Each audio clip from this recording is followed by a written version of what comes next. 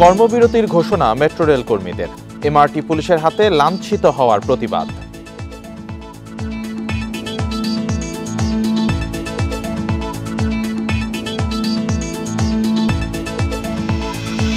নিবন্ধনের জন্য শর্ত পূরণ, দল গোছানোর কাজে এনসিপি।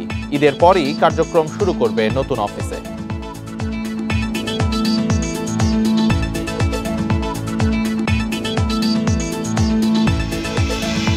ধর্ষকের পক্ষে অবস্থান নিয়েছেন ডিএমপি কমিশনার, বলছে টিআইবি। নিন্দা জানিয়েছে প্রধান উপদেষ্টার কার্যালয়।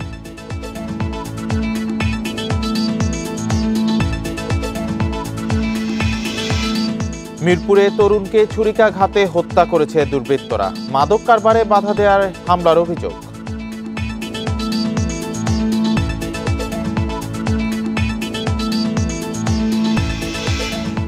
8 বছরেও শেষ হয়নি এলেঙ্গা হাটিকুমরুল রংপুর 4 লেন প্রকল্পের কাজ।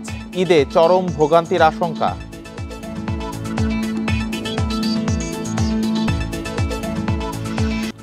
স্বাগত ইন্ডিপেন্ডেন্ট সংবাদের সাথে আছি রাকিব আহমেদ। শিরোনামগুলো জানাচ্ছিলাম, এবার যাব বিস্তারিত খবরে। এই ঈদে জামা জুতো অ্যাকসেসরিজের ডিসকাউন্ট। নির্বাচন কমিশনে নিবন্ধনের জন্য শর্ত পূরণ ও দল গোছানোর কাজ করছে জাতীয় নাগরিক পার্টি এনসিপি। ইসির বেঁধে দেওয়া সময়ের মধ্যে আবেদন করবে দলটি। দলের প্রতীক নির্ধারণের আলোচনাও শেষ পর্যায়ে। খোঁজা হচ্ছে কেন্দ্রীয় অফিস। ঈদের পরই নতুন অফিসে কার্যক্রম শুরু করবে এনসিপি। 5 আগস্ট ছাত্র জনতার অভ্যুত্থানে স্বৈরাচার হাসিনা সরকারের পতনের অগ্রভাগে ছিল বৈষম্য বিরোধী ছাত্র আন্দোলন। তরুণ নেতৃত্বে নতুন রাজনীতির আকাঙ্ক্ষায় 28 ফেব্রুয়ারি আত্মপ্রকাশ করে জাতীয় নাগরিক পার্টি এনসিপি। এরই মধ্যে গঠন হয়েছে দলের 271 সদস্যের আহ্বায়ক কমিটি। নির্বাচন কমিশনের গণবিজ্ঞপ্তি অনুযায়ী দল নিবন্ধনের জন্য 20 এপ্রিলের মধ্যে আবেদন করতে পুরোদমে ব্যস্ত এনসিপি। সেই লক্ষ্যে জাতীয় নাগরিক কমিটির থানা পর্যায়ে 450 কমিটি শিগগিরই যুক্ত হচ্ছে মূল দলের সঙ্গে। নিবন্ধন পেতে গেলে যে ধরনের শর্তগুলো আমাদের আসলে পূরণ করতে হবে, আমাদের 1/3 জেলায় যেখানে আমাদের কার্যালয় স্থাপন করতে হবে এবং আমাদের অন্তত 100টি থানায় আসলে আমাদের নিজেদের কার্যক্রম পরিচালনা করতে হবে এবং ভোটার যারা আছে সেই ভোটার নিবন্ধিত করতে হবে। তো সেই জায়গাগুলোতে আমরা কাজ শুরু করব। রমজান মাসকে কেন্দ্র করে ইফতার আয়োজন সহ নানা কর্মসূচি নিয়ে সরব থাকছে দলটি। দলের গঠনতন্ত্র তৈরির কাজও শেষ পর্যায়ে। প্রতীক হিসেবে শাপলা, কলম, বাঘ, সূর্য সহ বেশ কয়েকটি প্রস্তাব বিবেচনায়। আমরা একটা জরিপ চালিয়েছিলাম, অনেকগুলো মার্কা সামনে এসেছে। খুব দ্রুতই আমরা একটা ফাইনাল করে ফেলব, কারণ মার্কাটা খুবই গুরুত্বপূর্ণ। এক্ষেত্রে একটু যাচাই বাছাই নিজেদের মধ্যে বোঝাপড়ার মাধ্যমেই সিদ্ধান্তটা নিতে যাচ্ছি আর কি। রাজনীতি বিশ্লেষকরা বলছেন, ভোটের রাজনীতিতে ভালো করতে হলে সরাসরি মানুষের কাছে যেতে হবে। সেই সঙ্গে দোষারোপের রাজনীতি থেকে বের হতে হবে। সকল ধর্ম বর্ণ নির্বিশেষে সকলের তাদের অধিকারটা যদি নিশ্চিত করতে পারে তাদের দলের মধ্যে অন্তর্ভুক্ত হওয়ার ক্ষেত্রে, তাহলে তো এর অ্যাকসেপ্টেন্স সম্প্রসারিত হবে। দলে যুব, কৃষক ও স্বেচ্ছাসেবক সংগঠনও রাখার কথা জানিয়েছেন জাতীয় নাগরিক পার্টির নেতারা। নূরে আলম, ইন্ডিপেন্ডেন্ট নিউজ, ঢাকা। ধর্ষণ, ধর্ষণী এমন জঘন্য অপরাধকে সঠিক নামেই ডাকা উচিত, একথা জানিয়েছে প্রধান উপদেষ্টার কার্যালয়। ধর্ষণকে নারী নির্যাতন বলার জন্য ডিএমপি কমিশনারের আহ্বানের নিন্দাও জানানো হয়েছে। এদিকে ধর্ষণ নিয়ে মন্তব্যের মাধ্যমে ডিএমপি কমিশনার কার্যত ধর্ষকের পক্ষে অবস্থান নিয়েছেন বলে মনে করে টিআইবি। শনিবার গণপরিবহনে নারীদের নিরাপত্তা নিশ্চিতে হেল্প অ্যাপের উদ্বোধনী অনুষ্ঠানে গণমাধ্যমে ধর্ষণ শব্দ ব্যবহার না করার অনুরোধ জানান ডিএমপি কমিশনার শেখ মোহাম্মদ সাজ্জাদ আলী। এর পরিবর্তে নারী নির্যাতন বা নারী নিপীড়ন লেখার অনুরোধও তার। এরপরই তার বক্তব্যে সমালোচনা শুরু হয় নানা মহলে। এর প্রতিবাদে রোববার সকালে জাতীয় সংসদ ভবনের সামনে মানববন্ধন করে টিআইবি। জানায়, ধর্ষণকে অন্য শব্দ দিয়ে বর্ণনার চেষ্টা কোনোভাবেই গ্রহণযোগ্য নয়। গণমাধ্যম আপনাদেরকে যখন অনুরোধ করে তখন আমাদের অবাক হতে হয়, আমাদের তাদের প্রতি, তাদের এই অবস্থানের প্রতি ঘৃণা প্রকাশ করতে হয়। কারণ এর মাধ্যমে তিনি যেটা করছেন, বাস্তবে ডিএমপি কমিশনার বাস্তবে ধর্ষকের পক্ষ নিচ্ছে। সংস্থাটির নির্বাহী পরিচালক বলেন, রাষ্ট্র পরিচালনার দায়িত্বে যারা থাকেন তারা আচরণ কথাবার্তায় নারীবান্ধব নন। আইনশৃঙ্খলা বাহিনীও সেই সুরেই কথা বলছে। অভ্যন্তরে যারা আছেন, যারা দায়িত্বশীল অবস্থানে আছেন, তারা এই ধরনের কথাবার্তা যদি বলতে থাকেন এবং সেটাই যদি তারা প্রত্যাশা করেন গণমাধ্যম যদি সেই কথাটা মেনে নেয়, তাহলে আমরা বলবো যে আসলে সত্যিকার অর্থে তারা রাষ্ট্রকে ভিন্ন পথে, ভুল পথে ধাবিত করছেন। আমি গণমাধ্যমের কর্মীদেরকে আন্তরিকভাবে অনুরোধ করব, আপনারা তার কথা সম্পূর্ণভাবে প্রত্যাখ্যান করুন এবং ধর্ষণ যখন ঘটবে অত্যন্ত জোরালোভাবে সেটিকে আরও প্রচার করবেন এবং যাতে করে এই বিষয়টি মানুষের নজরে আসে। বৈষম্য বিরোধী আন্দোলনের ফলে নতুন বাংলাদেশের স্বপ্ন এখনো বাস্তবায়ন না হওয়ায় এখনো নারীর প্রতি সহিংসতা বন্ধ হয়নি বলেও মনে করে টিআইবি। এদিকে ডিএমপি কমিশনের বক্তব্যে নিন্দা জানিয়ে প্রধান উপদেষ্টার কার্যালয় বলছে, ধর্ষণই তা ৮ বছর বা ৮০ বছর বয়সী যে কারোর সাথেই হোক না কেন, অন্তর্বর্তী সরকার কোনো নাগরিকের বিরুদ্ধেই সহিংসতা সহ্য করবে না বলেও জানানো হয়েছে। বন ইবনে কামাল, ইন্ডিপেন্ডেন্ট নিউজ, ঢাকা। সারা দেশে গত ২ মাসে প্রতিদিন গড়ে ৬ জনের বেশি শিশু ধর্ষণ ও যৌন নির্যাতনের শিকার হয়েছে। শিশুদের অধিকার নিয়ে কর্মরত বেসরকারি সংগঠনগুলো এ তথ্য দিচ্ছে। শিশু ধর্ষণ ও হত্যার প্রতিবাদে রোববার সকালে রাজধানীতে সংবাদ সম্মেলন করেন বেসরকারি বিভিন্ন সংগঠনের কর্মীরা। শিশু নিপীড়ন বন্ধে আলাদা অধিদপ্তর গঠনের আহ্বান জানান তারা। ৬ মার্চ মাগুরায় বোনের শ্বশুরবাড়ি বেড়াতে গিয়ে ধর্ষণের শিকার হয় ৮ বছরের শিশু। চিকিৎসাধীন অবস্থায় ১ সপ্তাহ পর মৃত্যু হয় তার। এই ঘটনার এবং সারা দেশে সব ধর্ষণের ঘটনার প্রতিবাদে রাস্তায় নেমে বিক্ষোভ অবরোধ করেন শিক্ষার্থী ও সাধারণ মানুষ। ঢাকা রিপোর্টার্স ইউনিটিতে সংবাদ সম্মেলনে বেসরকারি বিভিন্ন সংগঠনের কর্মীরা বলেন, শিশুরা শিক্ষা প্রতিষ্ঠান এমনকি নিজ বাড়িতেও নিরাপদ নয়। শিশুদের জন্য আলাদা অধিদপ্তর গঠনের দাবি জানান তারা। নির্যাতনের পরিচিত পরিমণ্ডলের যৌন নির্যাতনের শেষ ধাপ হচ্ছে ধর্ষণ। তার আগে যে স্পর্শ, অঙ্গভঙ্গি, কথাবার্তা, সেই জায়গাগুলো কিন্তু আমরা আসলে কথা বলতে চাই না। চাইল্ড ওয়েলফেয়ার বোর্ডের কথা বলা হয়েছে উপজেলা পর্যায়ে, ইউনিয়ন পরিষদের স্ট্যান্ডিং কমিটির কথা বলা হয়েছে, কিন্তু দিন শেষে সেগুলো এসে কোন জায়গাটাতে মিলবে, কোন জায়গায় আমরা পুরো দেশের শিশু সুরক্ষার চিত্র দেখতে চাইব, সেরকম একটি পৃথক অধিদপ্তরের কথা আমরা বেসরকারি সংগঠন সেভ দ্য চিলড্রেন সহ আমরা বলে আসছি। সম্প্রতি ডিএমপি কমিশনার গণমাধ্যমে ধর্ষণ শব্দটি ব্যবহার না করে এর বদলে নারী নির্যাতন বা নারী নিপীড়ন শব্দ ব্যবহারের অনুরোধ করেন। এর প্রতিবাদ জানিয়ে মানবাধিকার কর্মীরা বলেন, ধর্ষণের ঘটনায় ভিন্ন নাম দেওয়ার সুযোগ নেই। সব অপরাধকে একইভাবে দেখা যাবে না। স্কুলে কিভাবে ছোটবেলা থেকে শিশুকে তার যৌন পরিচয় এবং তার কি যৌন আচরণ হওয়া উচিত নিজেকে সুরক্ষিত রাখার জন্য, ধর্ষণ না বলি তাহলে সেখানে যে একটা যৌন নির্যাতন নিপীড়নের বিষয় আছে সেটা কিন্তু ডাইলিউট হয়ে যাবে এবং আমরা এটা একদমই আমরা মানে কি বলবো মানতে পারছি না এবং এটা আমরা চাই না যে এটা বাদ দেওয়া হোক। ধর্ষণের সব মামলার অগ্রগতির তথ্য জনসাধারণের কাছে প্রকাশেরও দাবি জানান এনজিও কর্মীরা। কি ব্যবস্থা নেওয়া হচ্ছে সেটা কিন্তু পাবলিকলি প্রকাশ করার একটি দাবি আমরা আপনাদের থেকে জানিয়েছি। Khaled Raihan, independent News, Dhaka. যশোরের ঝিকরগাছায় এক গৃহবধূকে দল বেঁধে ধর্ষণের অভিযোগে ছাত্রদলের ৪ নেতাকে গ্রেপ্তার করেছে পুলিশ। রবিবার সন্ধ্যায় উপজেলার পানিসারা গ্রামে এই ঘটনাটি ঘটে। পুলিশ জানিয়েছে, রবিবার বিকেলে ভুক্তভোগী গৃহবধূ ফুল কিনতে দোকানে যায়। তাকে ভুল বুঝিয়ে ফুল বাগানে নিয়ে অভিযুক্তরা ধর্ষণ করে। খবর পেয়ে গৃহবধূকে উদ্ধার করে ডাক্তারি পরীক্ষার জন্য হাসপাতালে পাঠিয়েছে পুলিশ। অভিযোগের প্রেক্ষিতে ৪ জনকে গ্রেপ্তার করা হয়েছে। এই ঘটনায় মামলার প্রস্তুতি চলছে বলেও জানায় পুলিশ।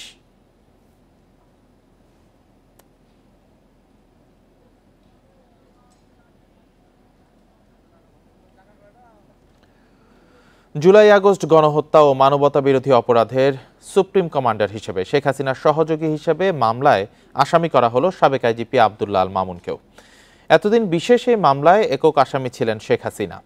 শুনানিতে চিফ প্রসিকিউটর বলেন, শেখ হাসিনার নির্দেশ বাস্তবায়নে ডান হাত ছিলেন সাবেক আইজিপি, সেজন্য তাকে সহযোগী আসামি করা হয়েছে। মামলায় শেখ হাসিনার বিরুদ্ধে তদন্ত চলছে জানিয়ে দ্রুত প্রতিবেদন দেওয়ার আশা প্রকাশ করেন চিফ প্রসিকিউটর। রবিবার সকালে এই মামলা শুনানির জন্য ট্রাইব্যুনালে হাজির করা হয় সাবেক আইজিপি আব্দুল্লাহ আল মামুনকে। 18 মার্চ তাকে জিজ্ঞাসাবাদের অনুমতি দিয়েছে ট্রাইব্যুনাল। এছাড়া সাভারের পুলিশের এপিসি থেকে ফেলে দিয়ে ছাত্র আসহাবুল ইয়ামিনকে হত্যার ঘটনায় আওয়ামী লীগ ও যুবলীগের নেতা সাইদুর রহমান সুজন, মিজানুর রহমান, জাকির হোসেনকে 18 মে হাজির করার নির্দেশ দিয়েছেন ট্রাইব্যুনাল। আমরা দেখেছি যে শেখ হাসিনার যে কমান্ড রেসপন্সিবিলিটি তার সব কিছু বাস্তবায়নের ডান হাত ছিলেন আইজিপি সাহেব। সে কারণে আমরা কৌশলগত কারণে তাকে এই মামলাতে অন্তর্ভুক্ত করেছি এবং তার সম্পৃক্ততা আছে, যেভাবে শেখ হাসিনার অপরাধ প্রমাণের ক্ষেত্রে তার সম্পৃক্ততাটা দরকার ছিল, যে কারণে আমরা এটা করেছি। আগামীতে ক্ষমতায় গেলে গণতন্ত্রের জন্য আন্দোলনে গুম, খুন ও ছাত্র জনতার অভ্যুত্থানে সব হত্যাকাণ্ডের বিচার হবে বলে মন্তব্য করেছেন বিএনপির ভারপ্রাপ্ত চেয়ারম্যান তারেক রহমান। রবিবার সন্ধ্যায় ইফতার মাহফিলে লন্ডন থেকে ভার্চুয়ালি যোগ দিয়ে তিনি কথা বলেন। আওয়ামী লীগের শাসনামলে গণতান্ত্রিক আন্দোলনে গুম ও খুন এবং ছাত্র জনতার অভ্যুত্থানে নিহতদের পরিবারদের সদস্যদের সম্মানে ইফতারের আয়োজন করে আমরা বিএনপি পরিবার। বিভিন্ন সময়ে গুম খুনের শিকার হওয়া পরিবারের সদস্যরাও অনুষ্ঠানে কথা বলেন। বিএনপির ভারপ্রাপ্ত চেয়ারম্যানের পক্ষে তাদের হাতে ঈদ উপহার তুলে দেওয়া হয়। ইফতারের আগে সংক্ষিপ্ত বক্তব্যে তারেক রহমান বলেন, অধিকার রক্ষার জন্য জুলাই আগস্টের গণ অভ্যুত্থানে জীবন দিয়েছে হাজারো ছাত্র জনতা। সামনে একটি নিরপেক্ষ নির্বাচনের প্রত্যাশা জনগণের, যেখানে তারা তাদের ভোট দিতে পারবেন। স্বৈরাচার বিরোধী আন্দোলনে নিহতদের হত্যাকারীদের বিচারের দাবিতে সব রাজনৈতিক দলগুলো এক থাকবে, এমন প্রত্যাশার কথা জানান তারেক রহমান।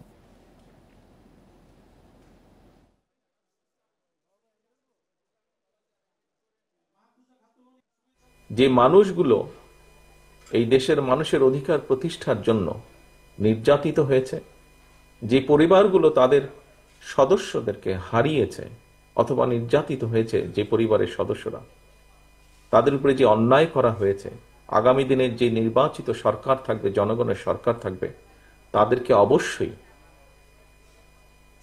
এই অন্যায়ের যে হয়েছে সেই অন্যায়ের বিচারগুলো করতে হবে। বাংলাদেশে আন্তর্জাতিক মানের নির্বাচন দেখতে চায় ইউরোপীয় ইউনিয়ন। এজন্য আগামী জাতীয় সংসদ নির্বাচনে সব ধরনের সহায়তার আশ্বাস ইইউর। রবিবার প্রধান নির্বাচন কমিশনারের সাথে বৈঠকে রাষ্ট্রদূত মাইকেল মিলার কথা জানান। এ সময় সিইসি প্রতিশ্রুতি দেন, অতীতের মতো নির্বাচন যাতে প্রশ্নবিদ্ধ না হয় সে লক্ষ্যে কাজ করছে কমিশন।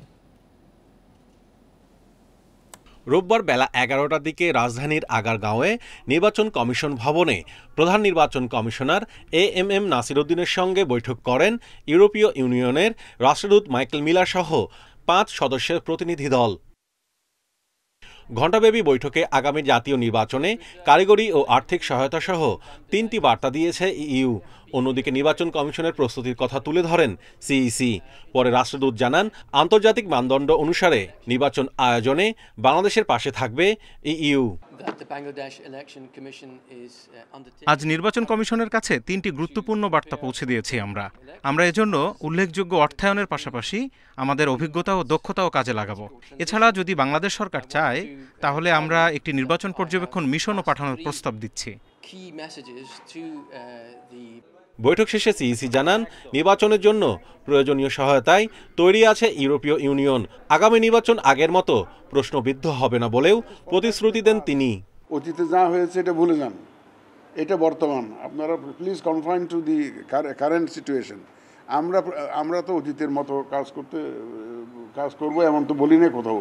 অতীতেরটা ভুলে যান, আপনারা বর্তমান নিয়ে থাকেন। আমরা ইনশাল্লাহ সবাই যাতে সঠিক দায়িত্বটা সঠিকভাবে পালন করতে পারে সেই এনভায়রনমেন্টটা আমরা ইনশাল্লাহ ক্রিয়েট করে দেব।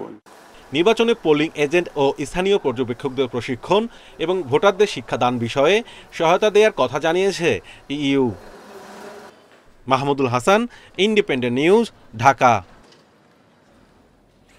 জাতিসংঘ মহাসচিব সংস্কারে সহযোগিতার আশ্বাস দিলেও প্রধান উপদেষ্টার প্রেস সচিব বলেছেন, সংস্কার হবে বাংলাদেশের নিজস্ব প্রক্রিয়ায়। রোববার ফরেন সার্ভিস একাডেমিতে শফিকুল আলম কথা বলেন। প্রেস উইং থেকে আরও জানানো হয়, 7 কলেজ নিয়ে বিশ্ববিদ্যালয় গঠনে অন্তর্বর্তী প্রশাসক নিয়োগ দেওয়া হবে। বিশ্ববিদ্যালয়ের প্রস্তাবিত নাম ঢাকা সেন্ট্রাল ইউনিভার্সিটি। জাতিসংঘ মহাসচিবের বাংলাদেশ সফর, প্রধান উপদেষ্টার আসন্ন চীন সফর সহ নানা ইস্যুতে সংবাদ সম্মেলন করেন প্রধান উপদেষ্টার প্রেস সচিব। এ সময় তিনি জানান, বাংলাদেশের সংস্কারে সব ধরনের সহযোগিতা করবে জাতিসংঘ। তাহলে কি আন্তর্জাতিকভাবে হবে সংস্কার? এই প্রশ্নের জবাবে প্রেস সচিব বলেন, সবার ঐক্যের ভিত্তিতেই হবে দেশের সংস্কার। আমাদের যারা ভালো পার্টনার আছেন, আমাদের ওয়েল উইশার আছেন, তারা আমাদেরকে তাদের সাপোর্টের কথা জানিয়েছেন যে তারা এটাকে ব্যাক করেন, তারা এটাকে সাপোর্ট করেন। সেই জিনিসটা দায়িত্ব কণ্ঠে ওনারা বলছেন। আবার কিছু কিছু ক্ষেত্রে টেকনিক্যাল সাপোর্ট লাগতে পারে, সেগুলোর কথাও বলছেন। কিন্তু এটা আমরা টেকনিক্যাল সাপোর্ট নিব কি না সে বিষয়ে কিন্তু আমরা এখনও বলিনি। তো আমরা আশা করছি সামনে এই পুরো প্রসেসটা পুরোপুরি হোমগ্রোন থাকবে। তিনি আরো বলেন ২৬শে মার্চ চীন সফরে যাচ্ছেন প্রধান উপদেষ্টা। সেখানে বোয়া ফোরাম ফর এশিয়া সম্মেলনে ভাষণ দেবেন তিনি। বৈঠক করবেন চীনের প্রেসিডেন্ট শি জিনপিং এর সঙ্গে। এই সফরে চীন থেকে মিলতে পারে বিনিয়োগের আশ্বাস। বড় হাব তৈরি করার জন্য চায়নার সাথে এ সময় উপপ্রেস সচিব জানান ৭ কলেজ নিয়ে বিশ্ববিদ্যালয় গঠনের প্রক্রিয়া শুরু হয়ে গেছে। ৭ কলেজের অধ্যক্ষদের মধ্যে একজন হবেন প্রশাসক। যিনি প্রশাসক হিসেবে মনোনীত হবেন আপাতত তার কলেজটাই হবে এই বিশ্ববিদ্যালয়ের হেডকোয়ার্টার্স, এবং এছাড়াও 7টা কলেজে এক ধরনের কোঅর্ডিনেশন ডেস্ক তৈরি করা হবে, এবং সেখানে এই সিও কলেজের যে বিজনেস কলেজের যে প্রিন্সিপাল উনি থাকবেন হচ্ছেন এই কোঅর্ডিনেটরের দায়িত্বে। এদিকে সোমবার আইজিপি সহ পুলিশের ঊর্ধ্বতন ১২৭ কর্মকর্তার সঙ্গে বৈঠক করবেন প্রধান উপদেষ্টা এবং নাহিদ কামাল, ইন্ডিপেন্ডেন্ট নিউজ, ঢাকা। বুয়েট শিক্ষার্থী আবরার ফাহাদ হত্যা মামলায় ২০ জনের মৃত্যুদণ্ড, ৫ জনের যাবজ্জীবন কারাদণ্ডের রায় বহাল রেখেছেন হাইকোর্ট। উচ্চ আদালতের এই রায়ে সন্তোষ জানিয়ে দ্রুত রায় কার্যকর চেয়েছে পরিবার। আর হাইকোর্ট বেঞ্চের রায়ের মধ্য দিয়ে সামাজিক ন্যায় বিচার প্রতিষ্ঠার পথ প্রশস্ত হলো বলে মন্তব্য করেছেন অ্যাটর্নি জেনারেল। বুয়েট শিক্ষার্থী আবরার ফাহাদ হত্যা মামলার রায় শুনতে সকালেই আদালতে আসে তার বাবাসহ পরিবারের সদস্যরা। বিচারপতি আসাদুজ্জামান ও বিচারপতি এনায়েত হোসেনের বেঞ্চ বেলা ১১টা থেকে ১২টা পর্যন্ত সংক্ষিপ্ত রায় পড়ে শোনায়। এতে বিচারিক আদালতের দেয়া রায় হুবহু বহাল রেখে ২০ আসামির মৃত্যুদণ্ড ও ৫ জনের যাবজ্জীবন কারাদণ্ড ঘোষণা করেন উচ্চ আদালত। হাইকোর্টের রায়ে সন্তোষ জানিয়ে দ্রুত পরবর্তী আইনি প্রক্রিয়া শেষ করার দাবি জানিয়েছে আবরারের পরিবার। আর কোনো শিক্ষা প্রতিষ্ঠানে যেন এমন সহিংস রাজনীতি না হয় সেই দাবিও জানান তারা। আমরা সবসময় চাই যাতে অন্তত যেই পরিণতি একবার আবরার ফাহাদের হয়েছে তা যাতে আর কোনো অবস্থাতেই যাতে আর কোনো শিক্ষার্থী যাতে না হয়। হাইকোর্টের যে রায় দিয়েছে এটা আমরা আপাতত সন্তুষ্ট, কিন্তু আমরা চাই যাতে দ্রুত এই রায়টা কার্যকর হয়, সেই জন্য এটা ব্যবস্থা করা হয়। তবে এই রায়ে আসামিরা ন্যায় বিচার বঞ্চিত হয়েছে দাবি করে আসামি পক্ষের এক আইনজীবী জানান তার আসামির বিরুদ্ধে হত্যায় জড়িত থাকার কোনো অকাট্য প্রমাণ মেলেনি। ট্রায়াল ট্রাইব্যুনাল অস্তিত্বহীন ডিপোজিশন ইনসার্ট করে রায় দিয়েছিলেন, এই জন্য আমরা এবং ৩৪২-এ তার বিরুদ্ধে একটিও ইনক্রিমিনেটিং এভিডেন্স নাই। হাইকোর্টের এই রায়ে ছাত্র রাজনীতি ও সমাজের প্রতি কড়া বার্তা দেওয়া হয়েছে বলে মন্তব্য করেছেন অ্যাটর্নি জেনারেল। বুয়েটে আবরার ফাহাদের মৃত্যুর পর গণদাবির মুখে শিক্ষা প্রতিষ্ঠানগুলোতে অনেক পরিবর্তন এসেছে বলেও জানান। আবরার ফাহাদ তার জীবন দিয়ে এরকম অসংখ্য অগণিত আবরার ফাহাদের জীবন রক্ষা করে গেছে। রায়ের মধ্য দিয়ে একটি রাষ্ট্র এবং সমাজ ব্যবস্থায় ডিসিপ্লিন আনার জন্য, ন্যায় বিচার নিশ্চিত করার জন্য যে ধারণা, বিচার বিভাগের যে ধারণা, সেই ধারণাটা প্রতিষ্ঠিত হয়েছে আবারও। 2019 সালের 6 অক্টোবর রাতে বুয়েটের শেরেবাংলা হলে ছাত্র শিবিরের কর্মী সন্দেহে দ্বিতীয় বর্ষের ছাত্র আবরার ফাহাদকে পিটিয়ে হত্যা করা হয়। হত্যা মামলায় ঢাকার দ্রুত বিচার ট্রাইব্যুনাল সে সময় বুয়েট ছাত্রলীগের 20 নেতাকর্মীর মৃত্যুদণ্ড ও 5 জনের যাবজ্জীবন কারাদণ্ড দেয়। মৃত্যুদণ্ডপ্রাপ্ত 3 আসামিকে গ্রেপ্তার করা যায়নি, আর 6 আগস্ট কাশিমপুর কারাগার থেকে পালিয়ে যান আরও একজন। Zahidul Bashar, Independent News, Dhaka. চট্টগ্রামের চাঁদগাঁওয়ে তাহসিন হত্যা মামলায় সন্ত্রাসী ছোট সাজ্জাদের 7 দিনের রিমান্ড মঞ্জুর করেছে আদালত। পুলিশের হাতে আটকের পর রোববার দুপুরে গণমাধ্যমের সামনে আনা হয় তাকে। এ সময় তুলে ধরা হয় তার অপরাধের নানা তথ্য। হত্যা, অস্ত্র ও চাঁদাবাজি সহ 15টি মামলার আসামি এই ছোট সাজ্জাদ। এদিকে ফেসবুকে ভাইরাল হয়েছে তার স্ত্রীর একটি ভিডিও। খেলার মাত্র শুরু করছো তোমরা, শেষ করবো আমরা।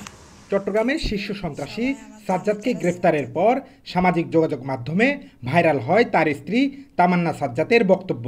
মামলা যখন আছে অ্যারেস্ট হবেই, এগুলা নিয়ে এত টেনশন করে দুঃখ প্রকাশ করে কান্নাকাটি করার কিছুই নাই। আমরা কারি কারি বান্ডিল বান্ডিল টাকা ছেড়ে আমার জামাইকে নিয়ে আসবো। শুধু তাই নয়, এই ঘটনা যারা ঘটিয়েছে তাদেরকে দেখে নেওয়ারও হুমকি দিতে দেখা গেছে তামান্নাকে। আমার জামাই বীরের বেশে চলে আসবে এবং যারা এই ঘটনা ঘটাইছে তাদেরকে ছাড় দেওয়া হবে না, মাথায় রেখো। এতদিন আমরা পলাতক ছিলাম, এখন তোমরা পলাতক থাকার বেলা। পুলিশের হাতে আটকের পর রোববার দুপুরে গণমাধ্যমের সামনে আনা হয় সাজ্জাদকে। পুলিশ বলছে চতুর এই সন্ত্রাসী কখনোই এক স্থানে বেশি সময় থাকতেন না, যে কারণে তাকে ধরতে বেগ পেতে হয়েছে। সে সাধারণত রাউজান এবং রাঙ্গুনিয়া এলাকায় বেশি থাকতো, তো সেখানে এগুলো গহীন পার্বত্য অঞ্চল, এইসব জায়গায় রেড করা খুব ডিফিকাল্ট। তো মাঝে মধ্যে শহরে আসতো 5 মিনিট 10 মিনিটের জন্য, এসে আবার চলে যেত। চট্টগ্রাম নগরীর বায়েজিদ অক্সিজেন কালুরঘাট এলাকায় ত্রাস সৃষ্টিকারী সাজ্জাদ সবসময় অস্ত্র নিয়ে ঘুরতেন। তার বাহিনীর কাছে অত্যাধুনিক ভারী অস্ত্র থাকার তথ্য পেয়েছে পুলিশ। অত্যাধুনিক অস্ত্র আছে, অত্যাধুনিক অস্ত্র থাকে, AK-47 assault rifle, AK-55, AK-57, এমনকি টরাস 9mm পিস্তল তাদের কাছে। এদিকে শীর্ষ সন্ত্রাসীর স্ত্রীর প্রকাশ্যে এমন বক্তব্যে শঙ্কিত চট্টগ্রামের সাধারণ মানুষ। তাদের দাবি, এদের দৃষ্টান্তমূলক শাস্তি না হলে জননিরাপত্তা ব্যাহত হবে। Abdullah Rakib, Independent News, Chattogram. সরকারি কাজ পাইয়ে দিতে 10 থেকে 15% কমিশন নিতেন সাবেক সংসদ সদস্য শেখ সেলিম। এমন অভিযোগ আমলে নিয়ে অনুসন্ধানের সিদ্ধান্ত নিয়েছে দুর্নীতি দমন কমিশন। রবিবার দুপুরে সংস্থাটির মহাপরিচালক আক্তার হোসেন জানান, রবিবার কমিশনের সভায় এই সিদ্ধান্ত নেওয়া হয়েছে। সাবেক প্রধানমন্ত্রী শেখ হাসিনার ফুফাতো ভাই শেখ ফজলুল করিম সেলিম 1996 থেকে 2001 পর্যন্ত আওয়ামী লীগের প্রথম শাসনামলে ছিলেন স্বাস্থ্যমন্ত্রী। এরপর টানা 4 বার সংসদ সদস্য হয়েছেন এবং বিভিন্ন সংসদীয় স্থায়ী কমিটির সভাপতি ছিলেন। অভিযোগ আছে, পারিবারিক ক্ষমতার জোরে সরকারি কাজ নিয়ন্ত্রণ করতেন শেখ সেলিম। স্বাস্থ্য, স্থানীয় সরকার, সড়ক পরিবহন সহ বিভিন্ন মন্ত্রণালয়ের ঠিকাদারি কাজে প্রভাব রাখতেন তিনি। প্রতিটি কাজ থেকে কমিশন নিতেন 10 থেকে 15%। বিভিন্ন অনিয়ম ও দুর্নীতির মাধ্যমে দেশের বিভিন্ন স্থানের 1300 কোটি টাকার টেন্ডার কাজে পছন্দের ঠিকাদারের নিকট হইতে 10% হইতে 15% হারে কমিশন গ্রহণপূর্বক কার্যাদেশ প্রদানের অভিযোগের বিষয়ে অনুসন্ধানের সিদ্ধান্ত গৃহীত হয়েছে। দুদক মহাপরিচালক আরও জানান, জ্ঞাত আয় বহির্ভূত সম্পদ অর্জনের অভিযোগে সাবেক তথ্যমন্ত্রী হাসানুল হক ইনু ও তার স্ত্রী আফরোজা হকের বিরুদ্ধে মামলা হয়েছে। প্রাপ্ত অর্থ সম্পত্তির অবৈধ উৎস গোপন বা আড়াল করার উদ্দেশ্যে স্থানান্তর, রূপান্তর এবং হস্তান্তর করার অপরাধ অনুসন্ধানকালে প্রমাণিত হয়েছে।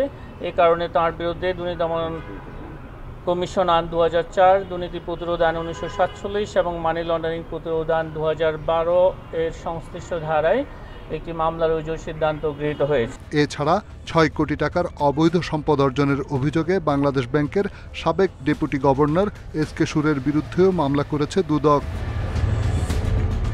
রিশাদ হুদা, ইন্ডিপেন্ডেন্ট নিউজ, ঢাকা। রাজধানীর মিরপুর 1-এর চিলড্রেন পার্কের পাশে রনি নামের এক যুবককে ছুরিকাঘাতে হত্যা করেছে দুর্বৃত্তরা। এলাকাবাসীর দাবি, মাদক কারবারে বাধা দেয় তাকে হত্যা করা হয়। কবুতর ব্যবসায় জড়িত ছিলেন রনি। এলাকায় আধিপত্য বিস্তারকে কেন্দ্র করে এ হত্যাকাণ্ড হতে পারে বলছে পুলিশ। রোববার রাত 10টার দিকে মিরপুর 1 নম্বরের চিলড্রেন পার্কের পাশে রনি নামের এক যুবককে এলোপাথারি ছুরিকাঘাত করে দুর্বৃত্তরা। এলাকাবাসী রনিকে সোহরাওয়ার্দী মেডিকেলে নিয়ে গেলে চিকিৎসক তাকে মৃত ঘোষণা করেন। স্থানীয়রা বলছেন, এলাকায় মাদক কারবারে বাধা দেওয়ার কারণেই রনিকে হত্যা করা হয়। তারা বলেন, এলাকায় মাদকের রমরমা কারবারকে কেন্দ্র করে ঘটছে অপ্রীতিকর দুর্ঘটনা। হত্যাকাণ্ডে জড়িতদের দ্রুত আইনের আওতায় আনার দাবি তাদের। আপনারা সকাল থেকে রাত পর্যন্ত আসলে দেখতে পারবেন ওপেন মাদক বিক্রি হচ্ছে, ওপেন অস্ত্র নিয়ে ঘুরে। কিছুদিন আগে আমার ছেলের সাথে তারা থ্রেট দিচ্ছে তা, এবং আমরা বাসা থেকে গেটে হাঁটতে তাদের সহায় দিয়ে আমাদের হাঁটতে হয় এমন একটা অবস্থা। কয়েকটা ছেলে বলছে যে তুমি এলাকায় বাবার ব্যবসা করবে না, কতদিন পোলাপান নিয়ে নষ্ট করবে না, ভালো হয়ে যাও। বাধা দিছে দেখে এই ছেলেরা খুন করছে। সবাই মিলে বাধা দিছে যে মাদক বেচতে পারবো না, এই কারণে আরে দেখা নিয়ে এটা করছে। খবর পেয়ে ঘটনাস্থলে আসে সেনাবাহিনী ও পুলিশ। জিজ্ঞাসাবাদের জন্য একজনকে আটক করা হয়। আধিপত্য বিস্তার কেন্দ্র করে এই হত্যাকাণ্ডটি হতে পারে বলে প্রাথমিক অনুমান পুলিশের।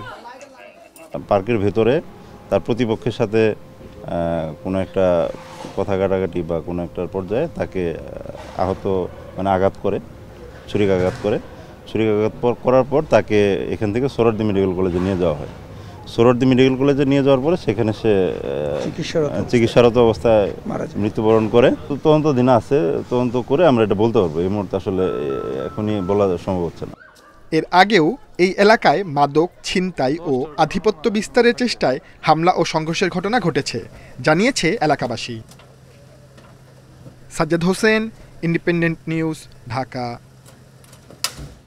8 বছরেও শেষ হয়নি এলেঙ্গা হাটিকুমরুল রংপুর 4 লেন প্রকল্পের কাজ। এতে দুর্ভোগ পোহাচ্ছে উত্তরবঙ্গের 16 জেলার চালক ও যাত্রীরা। এতে ঈদে চরম ভোগান্তি হওয়ার আশঙ্কা পরিবহন চালকদের। ঠিকাদারি প্রতিষ্ঠানের গাফিলতি ও তদারকির অভাব, কাজের ধীর গতির কথা বলছেন স্থানীয়রা। তবে কাজের ধীর গতির কথা অস্বীকার করে প্রকল্প পরিচালকের দাবি, টেন্ডার জটিলতায় কাজ শুরু করতে দেরি হয়। রাজধানীর সঙ্গে উত্তরবঙ্গের 16টি জেলার যোগাযোগ ব্যবস্থা সহজ ও নিরাপদ করতে সরকার 2016 সালে অনুমোদন দেয় এলেঙ্গা হাটিকুমরুল রংপুর 4 লেন উন্নীতকরণ প্রকল্পের কাজ। 2 বার সময় বাড়িয়েও 8 বছরও শেষ হয়নি 13.5 কিলোমিটার সড়ক 4 লেন প্রকল্পের কাজ। সেই সাথে পুরোপুরি শেষ হয়নি সার্ভিস লেনের বেশ কয়েকটি সেতুর কাজ। এতে ঈদের সময় যানজটের শঙ্কায় রয়েছেন পরিবহন চালকেরা। ঢাকা থেকে 4 লাইনের গাড়ি 1 লাইন হয়ে যায়, অনেক এইটুকু সময় লাগে। ঈদ উৎসব আসবে, মানুষ কমফোর্ট ভাবে যাতে বাসায় যেতে পারে, এই জন্য আমরা তাদের কাছে আপনার সময় চাইবো না বেশি দিন, যাতে আপনার রাস্তাটা শর্ট টাইমের ভিতরে হয়ে যায়। এলাঙ্গা থেকে যমুনা সেতু পর্যন্ত যাতে একটু সমস্যা হয়, আমাদের যানজট কষ্ট হয়, মাঝে মধ্যে দেখা যাচ্ছে যে অনেক যানজট 2-3 ঘন্টা পেলা লাগে। স্থানীয়দের অভিযোগ, ঠিকাদারি প্রতিষ্ঠানের ধীরগতি ও কর্তৃপক্ষের সঠিক তদারকির অভাবেই শেষ হচ্ছে না কাজ। একটু একটু করে করছে, একটু একটু করে আটকায় রাখছে। এভাবে কেউ রাস্তা করে বাংলাদেশে কোন একটু একটু করে এই মাথা ক্লিয়ার, ওই মাথায় সমস্যা। অভিযোগ মানতে নারাজ প্রকল্প পরিচালক। মাটি ভরাট ও টেন্ডার জটিলতার কারণে কাজে ধীরগতি। তবে 2026 সালের ডিসেম্বরের মধ্যে কাজ শেষ হবার আশা তার। ওই পাশের প্যাকেজগুলি 2019-এর মাঝামাঝি হয়, শুরু হওয়ার পরে কোভিড সিচুয়েশন হয়। 2 বছর কিন্তু কাজ করতে পারিনি আমরা কোভিড সিচুয়েশনের কারণে। আমাদের মূল কাজ মেনলি শুরু করতে পেরেছিলাম আমরা 2022-এর পরে। 22-এর পরে শুরু করতে পারাতে গত 3 বছরে খুব ভালো প্রোগ্রেস হয়েছে এখানে। এরই মধ্যে শেষ হয়েছে এই মহাসড়কের জয়দেবপুর থেকে এলেঙ্গা পর্যন্ত রাস্তার 4 লেনের কাজ। বাকি 13.5 কিলোমিটার কাজ শেষ হলে নির্বিঘ্নে যাতায়াত করতে পারবেন উত্তর ও দক্ষিণবঙ্গের 22 জেলার যাত্রীরা। Independent news. ঈদের বাজার ঘিরে বেচা কেনা জমে উঠেছে চট্টগ্রাম নগরের ফুটপাত থেকে বিপণী বিতানে। প্রতিদিন কয়েকশো কোটি টাকার লেনদেন হচ্ছে নগরীর পোশাক প্রসাধনীর দোকানগুলোতে। নাজুক ব্যবসা পরিস্থিতি চাঙা করতে ঈদের বাজারকেই বড় সুযোগ হিসেবে দেখছেন ব্যবসায়ীরা। 55 বছর বয়সী শাহ আলম কাপড়ের দোকান করেন চট্টগ্রাম নগরীর ফুটপাতে। ঈদ উপলক্ষে দোকানে বিনিয়োগ বাড়িয়েছেন তিনি। বেচাকেনা ভালো থাকায় বাড়ছে লাভের আশা। গরিব বিষ্ণুতার হওয়ার সুবিধা হয় আর বুঝলেন, এখন তো তেমন সুবিধা না। এখানে 8,000, 9,000, 6,000 এখানে বেচা। চট্টগ্রাম নগরীর 22,000 ভ্রাম্যমাণ হকার এবং অভিজাত ও সাধারণ বিপণী বিতানের 60,000 ব্যবসায়ী 1 মাসে ব্যবসার আশায় বিনিয়োগ করেছেন অন্তত 8,000 কোটি টাকা। ব্যবসায়ী সংগঠনগুলো বলছে, ঈদের বাজারের বিক্রি ইতিবাচক ধারায় থাকলে 1 মাসেই উঠে আসবে তাদের বিনিয়োগের টাকা। পুঁজিতে ভাই 4 লাখ 5 লাখ টাকা পুঁজি লাগে, টাকা থেকে বাকিটাকে মিলে বা হালাত বরাত করে আনি এই টাকা, বুঝছেন। ব্যবসায়ীরা তো একটা পুরো রমজানে একটা বিনিয়োগের টার্গেট থাকে, ওটার কাছাকাছি করছে, হয়তো কম বেশি 19-20 হতে পারে। 5 আগস্টের পর নাজুক ব্যবসা পরিস্থিতিকে চাঙ্গা করতে এবারের ঈদের বাজারে নজর ব্যবসায়ীদের। কেবল নগরীর টেরি বাজারের 82টি মার্কেটে প্রতিদিন 500 কোটি টাকার লেনদেনই আশা দেখাচ্ছে তাদের। মোটামুটি ভালোর দিকে যাচ্ছে। আমি আশা রাখবো আমাদের এই এলাকা থেকে অর্থনীতিতে ভালো একটা ভূমিকা রাখবে যদি ব্যবসায়ীরা যদি যাদের যে পণ্যগুলো যদি সঠিক সময়ে বিক্রি করতে পারে। ক্রেতা সাধারণের সুবিধার্থে আমরা সমিতির পক্ষে ক্রেতা সাধারণ যাতে এখানে স্বাচ্ছন্দ্য করে বাজার করতে পারে, সেই জন্য আমরা পর্যাপ্ত পরিমাণ আমরা সিকিউরিটির ব্যবস্থা আমরা করেছি। চট্টগ্রাম নগরীর পাশাপাশি আশেপাশের উপজেলাগুলোতেও জমে উঠেছে ঈদের বাজার। Abdullah Rakib, Independent News, Chattogram. বাজারের চেয়ে 100 টাকা কমে গরুর মাংস বিক্রি করছে প্রাণী সম্পদ অধিদপ্তর। তারপরও ক্রেতাদের আগ্রহ কম, কারণ মাংসের মান নিয়ে তাদের অভিযোগ রয়েছে। এছাড়া ডিম দুধের দামের সঙ্গে বাজারের দামের পার্থক্য কম হওয়ায় ফ্রিজিং গাড়িতে সাড়া নেই বললেই চলে। বিষয়টি স্বীকার করে ব্যবস্থা নেওয়ার আশ্বাস অধিদপ্তরের। রাজধানী খামারবাড়ি, আজিমপুর সহ নির্ধারিত 25 জায়গায় ভ্রাম্যমাণ গাড়িতে দুধ, ডিম, মাংস বিক্রি করছে প্রাণী সম্পদ অধিদপ্তর। উদ্দেশ্য সাশ্রয়ী দামে ক্রেতাকে এসব পণ্য দেয়া। ব্যাপক আয়োজনে এই কার্যক্রম শুরু হলো ভাটা পড়েছে ক্রেতাদের আগ্রহে, যার কারণ পণ্যের মান। অন্যান্য বছর দৈনিক প্রায় ৫,০০০ কেজি গরু মাংস বিক্রি হলেও এবার হচ্ছে মাত্র ১,০০০ কেজি। গতবারের চেয়ে ৫০ টাকা দাম বাড়িয়ে বিক্রি হচ্ছে ৬৫০ টাকা কেজি দরে। এরপরও মাংসের মান নিয়ে প্রশ্ন ক্রেতাদের। হাড় চর্বি বেশির পাশাপাশি রয়েছে কটু গন্ধ, কিনেও ফেরত দিতে বাধ্য হচ্ছেন অনেকে। একবার বাজে কোয়ালিটি, একবার বাজে, এগুলো তো নিয়ে যেতাম, এত কষ্ট করে নিতেছিলাম তো নিতাম, খোলার পর একটা বাজে একটা গন্ধ আর চর্বি ভরা। হ্যাঁ, ফেরত দিচ্ছি। যদি অল্প একটু চর্বি হতো বা এখানে হাড় থাকলে সমস্যা হতো, বাট আমরা যেটা দেখলাম বা আপনিও দেখছেন যে চর্বি পরিমাণটা অনেক বেশি, সেক্ষেত্রে আমাকে মনে হচ্ছে না যে বাইরের থেকে এখানে খুব বেশি ডিফারেন্ট। বাজারে ব্রয়লার মুরগি ১৮০ থেকে ১৯০ টাকা কেজিতে কেনা গেলেও প্রাণী সম্পদ অধিদপ্তরের গাড়িতে ২৫০ টাকা। তরল দুধের লিটার ৮০ টাকা, যার সঙ্গে খুব একটা পার্থক্য নেই বাজারের। বিক্রি বাড়াতে ডিমের ডজন ১১৪ টাকা থেকে কমিয়ে ১০৮ টাকা করা হলেও ক্রেতা কম। বাজার দরের খুব এটা কাছাকাছি, তাহলে আরেকটু কম হইলে এটা সবার জন্যই মনে করি ভালো হতো। অনেকে এসে বলতেছে যে মার্কেটে ৬৫০, ৬৮০, আপনার এখন ৬৫০ লাইনে দাঁড়ায় নিতে হচ্ছে, এইটা একটা কারণ। মাংসের মান নিয়ে অসন্তুষ্ট খোদ অধিদপ্তরও। বিষয়টা নিয়ে কাজ চলছে বলে জানিয়েছেন প্রকল্প পরিচালক। অনেক সময় অনেক প্যাকেটে হয়তো চর্বি বেশি চলে আসে বা কোনো প্যাকেটে হাড় বেশি চলে আসে, তো আমরা যারা বিক্রি করছে, যারা সেল সেন্টারগুলোতে কাজ করছে, তাদেরকে বলেছে যে যদি এরকম অবজেকশন থাকে যে কোনো প্যাকেটে বেশি চর্বি চলে আসছে বা কোনো প্যাকেটে, সেই প্যাকেটগুলো পরিবর্তন করে ভালো প্যাকেট সরবরাহ করা। বিক্রয় কেন্দ্রের আওতা কমার পাশাপাশি এবছর বিক্রি তালিকা থেকে বাদ পড়েছে মাছ ও খাসির মাংস। Shahid Ahmed, independent News, Dhaka. ২০২৫-২৬ অর্থবছরের বাজেট প্রণয়ন অন্তর্বর্তী সরকারের জন্য চ্যালেঞ্জিং হবে। তাই এখনই গতানুগতিক বাজেট থেকে বেরিয়ে আসতে হবে বলে মনে করে বেসরকারি গবেষণা সংস্থা সিপিডি। রোববার সকালে রাজধানীর ধানমন্ডিতে বাজেট সুপারিশে ব্যক্তি পর্যায়ে করমুক্ত আয়সীমা ৪ লাখ টাকা করার আহ্বান জানান বক্তারা। জুলাই আন্দোলনের মাধ্যমে অন্তর্বর্তী সরকার গঠনের পর উঠে এসেছে অর্থনৈতিক দুরবস্থার প্রকৃতিচিত্র। আওয়ামী লীগ সরকারের অনিয়ম, দুর্নীতি ও লুটপাটে ভেঙে গেছে দেশের ব্যাংকসহ আর্থিক খাত।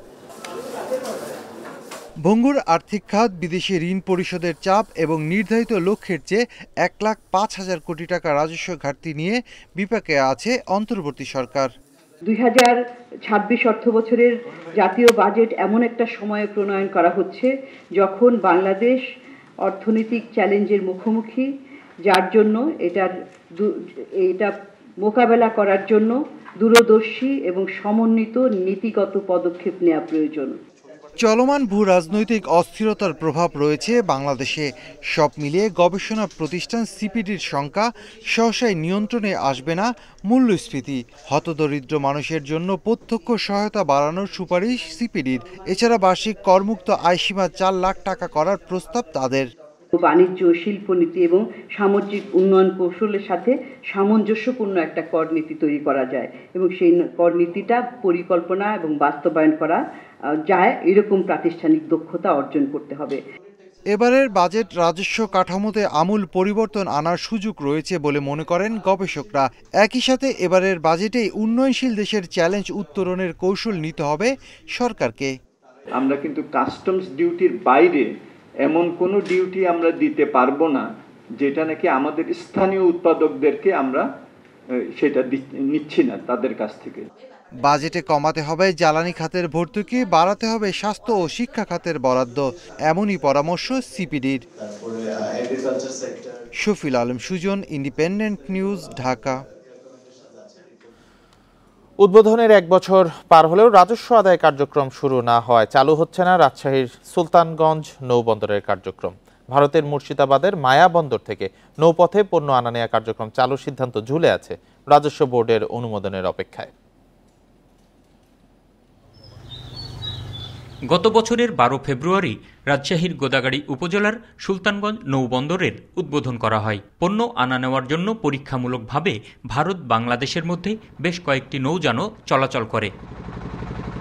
নৌযান চলাচলের অভিজ্ঞতায় আশার আলো দেখেন আমদানি রপ্তানিকারকেরা। কম সময় ও খরচে পণ্য আনা নেওয়ার সুযোগ বাণিজ্যে নতুন মাত্রা যোগ করবে বলে মনে করেন তারা।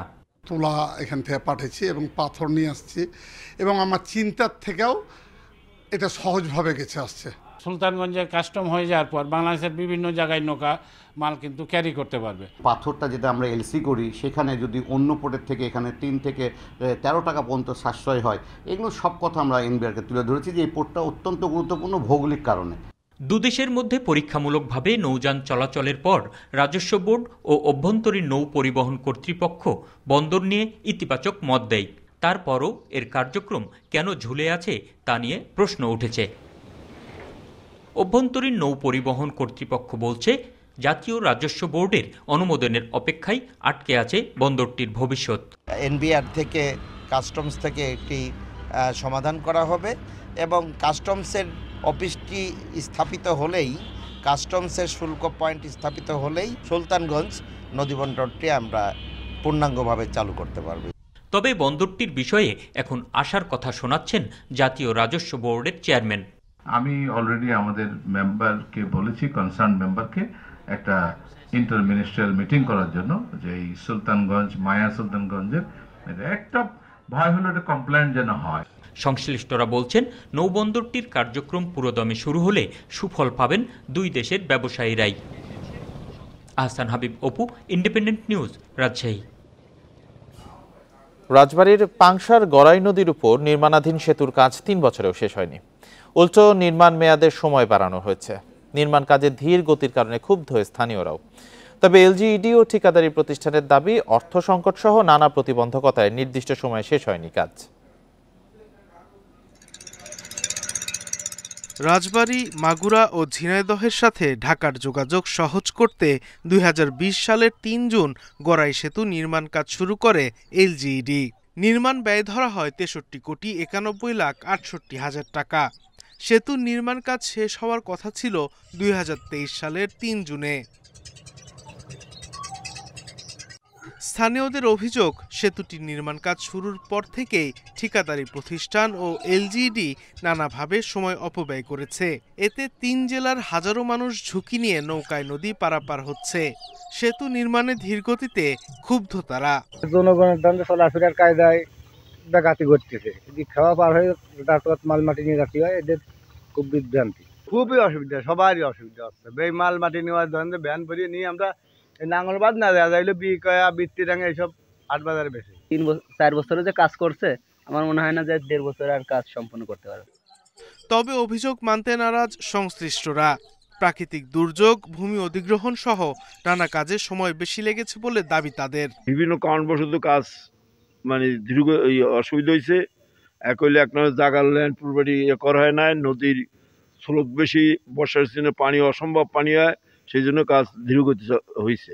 2 পাশে অ্যাপ্রোচের জন্য জমি অধিগ্রহণ একবার সম্পন্ন হয়েছিল, অর্থ স্বল্পতার কারণে ওইটা সম্পন্ন করা যায়নি। আবার আমরা প্রক্রিয়া শুরু করছি, অল্প সময়ের মধ্যে ওটা সম্পন্ন করব।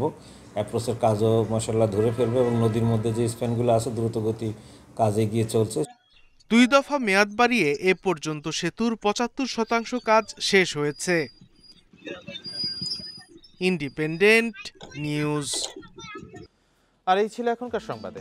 ইন্ডিপেন্ডেন্ট টেলিভিশনের সব খবর আরো বিস্তারিত জানতে চোখ রাখুন ফেসবুক, ইউটিউব, এক্সে। সাথে থাকার জন্য ধন্যবাদ সবাইকে।